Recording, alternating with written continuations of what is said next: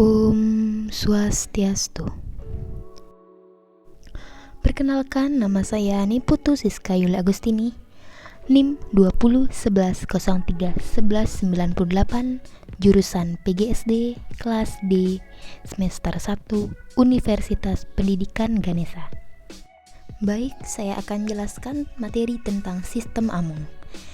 Yang pertama, biografi singkat Ki Hajar Dewantara. Yang kedua, pengertian sistem Among. Yang ketiga, implementasi dalam pendidikan. Yang terakhir, tujuan sistem Among. Baik, yang pertama, biografi singkat Ki Hajar Dewantara. Ki Hajar Dewantara adalah tokoh nasional pendidikan. Beliau terlahir dengan nama Raden Masuwardi Sojoningrat, yang kemudian kita kenal sebagai Ki Hajar Dewantara.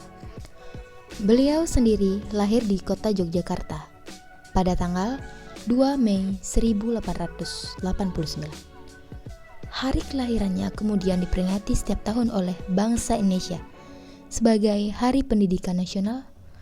Beliau sendiri terlahir dari keluarga bangsawan.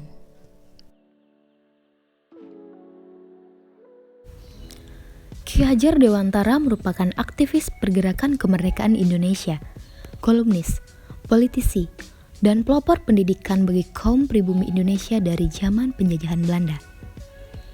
Beliau adalah pendiri perguruan Taman Siswa, suatu lembaga pendidikan yang memberikan kesempatan bagi para pribumi jelata untuk bisa memperoleh hak pendidikan seperti halnya para priai maupun orang-orang Belanda. Adapun sekolah Taman Siswa memiliki semboyan Ing Ngarso Sungtulodo, Ing Madya Mangunkarso, Tut Wuri Handayani.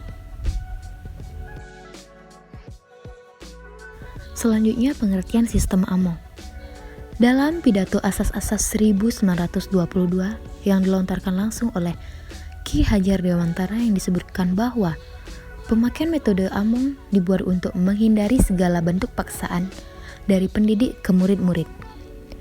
Pemakaian metode Among suatu metode yang tidak menghendaki paksaan-paksaan, melainkan memberi tuntunan bagi hidup anak-anak agar dapat berkembang dengan subur dan selamat, baik lahir maupun batinnya. Ujar Bapak Taman Siswa.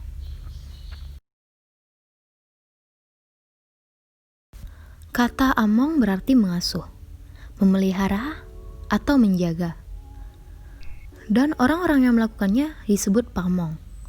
Sistem Among Ki Hajar Dewantara memberikan kebebasan kepada siswa untuk belajar mengenai sesuatu yang baik berdasarkan pengalamannya sendiri, namun berada dalam pengawasan guru. Adapun implementasi dalam dunia pendidikan. Yang pertama, Ing Ngarso Sungtulodo, yang berarti di depan menjadi teladan. Yang kedua, Ing Madya Mangunkarso, yang artinya di tengah memberikan motivasi atau semangat.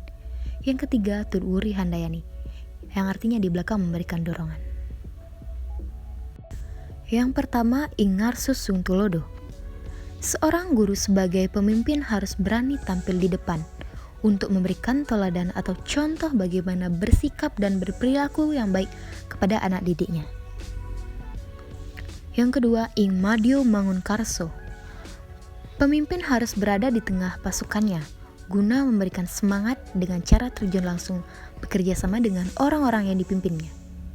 Seorang guru juga harus dapat menjadi teman maupun sahabat anak didiknya untuk berbagi keluh kesahnya sehingga guru mampu memberikan motivasi kepada anak didiknya. Yang terakhir, Tut Wuri Handayani. Pemimpin tidak jarang juga harus berada di belakang untuk memastikan roda berjalan sebagaimana mestinya. Ada saatnya di mana anak didik merasa lelah dalam belajar. Maka dari itu orang tua ataupun guru memiliki peran penting dalam memberikan dorongan yang dapat memberikan kembali semangat siswa dalam belajar. Selanjutnya, tujuan sistem Among. Tujuan sistem Among yaitu membangun anak didik menjadi manusia beriman dan bertakwa, merdeka lahir batin, budi pekerti luhur, serta dan berketerampilan, serta sehat jasmani rohani agar menjadi anggota masyarakat yang mandiri dan bertanggung jawab atas kesejahteraan tanah, air, serta manusia pada umumnya. Sistem Among memberikan ciri jiwa merdeka.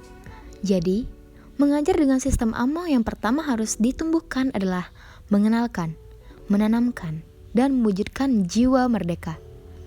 Dengan jiwa merdeka, kreativitas dan imajinasi siswa akan muncul dan kelak menjadi bekal membangun Indonesia. Oleh karena itu, sistem Among mengharamkan hukuman disiplin dengan paksaan atau kekerasan, karena itu akan menghilangkan jiwa merdeka anak. Sistem Among dilaksanakan secara Tutwuri Handayani. Bila perlu perilaku anak boleh dikoreksi namun tetap dilaksanakan dengan kasih sayang. Baik, jadi kesimpulan dan saran dari materi sistem Among tersebut yaitu pendidikan sistem Among pantas rasanya kita kedepankan.